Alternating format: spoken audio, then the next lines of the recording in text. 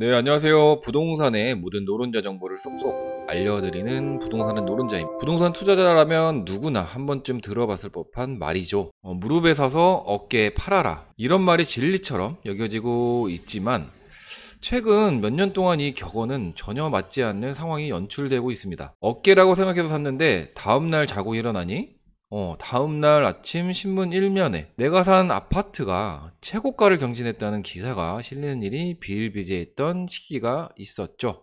심지어 무릎이라 생각했는데 알고 보니 발바닥인 경우도 허다하게 많을 정도로 부동산 시장은 급변하게 변화하고 있습니다. 그렇다면 부동산 투자 중 이 토지 투자 시 땅을 매입하는 시기는 언제가 가장 좋을까요?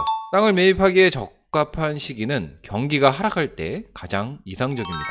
부동산 경기가 좋지 않을 때는 오히려 이 좋은 땅들을 구할 확률이 상대적으로 높아질 수밖에 없습니다. 경기가 좋을 때는 부동산 시장에 너도 나도 할 거 없이 사려는 분위기 속에 경쟁자들이 넘쳐나겠죠. 자, 가격이 오르고 물건이 귀해지면서 좋은 땅들을 구할 기회가 잘 주어지지 않기 때문에 이 토지 투자를 할 수 있는 기회가 줄어들 수밖에 없습니다. 이 경기가 좋다 보니 투자자들은 계속해서 늘어나고 이 인기적인 땅 주인들 지주들이죠. 평소보다 몇 배는 많은 토지 매입 문의와 함께 이런 연락들을 많이 받을 거고, 또 이제 지주 작업이 늘어나면서 땅 주인들이 콧대가 높아지는 시점이 됩니다. 그 시점은 이 호가는 당연히 오르게 될 것이고, 자, 경기가 좋을 때는 최고가를 받고 토지 투자 거래가 가능하기 때문에 토지 투자를 해놓으신 분들은 이 시기를 잘 활용하여 매도하는 게 답일 수도 있습니다. 자, 이 토지 투자를 투자용으로 시세 차익 목적으로 매입을 하신 분들은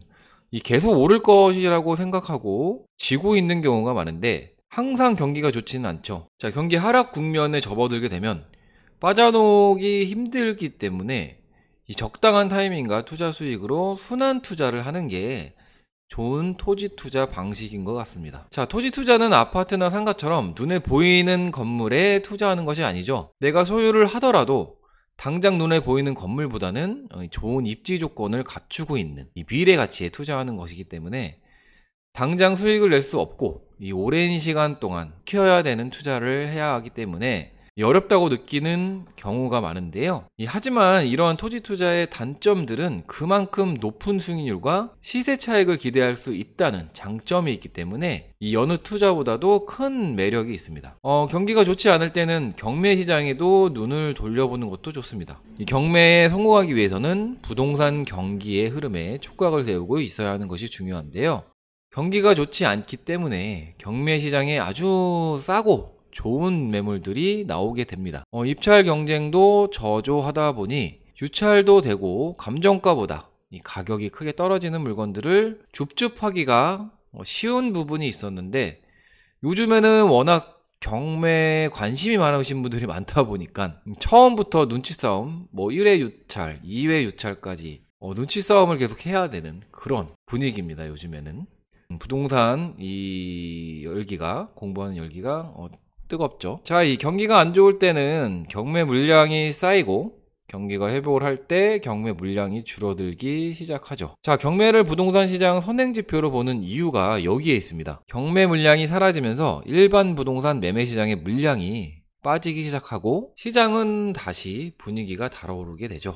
이 경매에서 아주 싼 가격에 팔렸다고 해서 내가 갖고 있는 지역의 경매 물건을 말씀을 드리는 건데, 그렇다고 해서 내 땅이나 내 아파트 가격이 내렸다고 생각할 필요는 전혀 없죠. 그만큼 경매 낙찰자가 주변 부동산 가격에 영향을 주지는 않습니다. 왜냐하면 경매 물건을 싸게 매수한 만큼 그 낙찰자는 곧바로 원래 시세로 거래를 할 수 있기 때문에 당장의 시세 차익을 노려볼 수 있다는 것이죠. 자, 토지 투자는 아파트와 달리 경기의 흐름을 덜 받을 수밖에 없는데요. 경기가 안 좋아도 정부가 주도하는 사업들, 이 국책 사업이라고 하죠. 이 국책 사업들은 계속 진행은 됩니다. 자, 토지 투자자들은 이 중고수들을 말씀을 드리는 건데, 그래도 토지 거래를 한 번 정도 해보셨던 분들은 이 사실을 익히 알고 있기 때문에 이 개발 지역의 투자를 최우선으로 고려해 두고 있습니다. 즉, 이 토지 투자를 하는 사람들은 개발 호재가 없는 지역에는 절대로 투자를 들어가지 않는다는 말이죠. 따라서 토지 투자를 성공하기 위해서는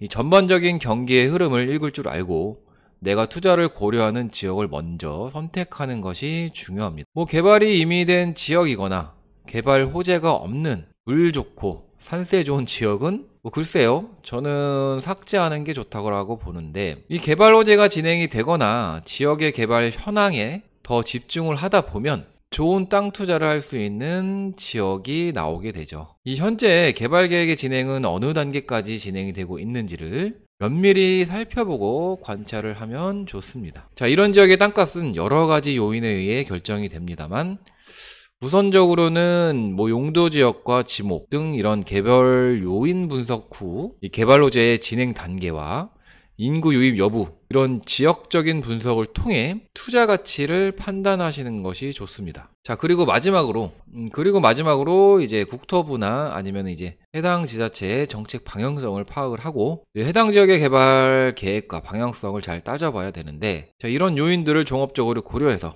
판단하게 되는 것이 좋은 토지 투자의 지름길이 되겠죠. 자, 결론적으로 그렇다면 우리는 어디에 토지 투자를 해야 하나요? 자, 우선 이 정부 정책 방향성이 규제보다는 완화 쪽으로 올라가는 현재 시점에 이 앞으로의 성장 가능성이 무궁무진한 개발 계획을 갖고 있는 지역이 투자 확률이 높을 곳입니다. 자, 아직까지 저평가되어 있는 지역들은 소액으로도 충분히 토지 투자가 가능하죠. 이런 지역에 관심을 좀 갖고 알아보시기 바랍니다. 자, 땅은 절대 거짓말하지 않죠.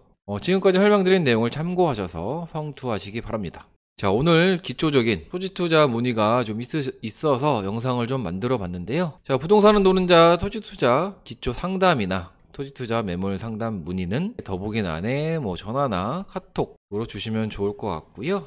오늘 영상이 처음 토지 투자를 공부하시는 분들이나 이미 알고 있는 정보지만 그래도 도움이 좀 되셨다고 하면 구독 그리고 좋아요 부탁드리겠습니다. 영상 시청 감사합니다.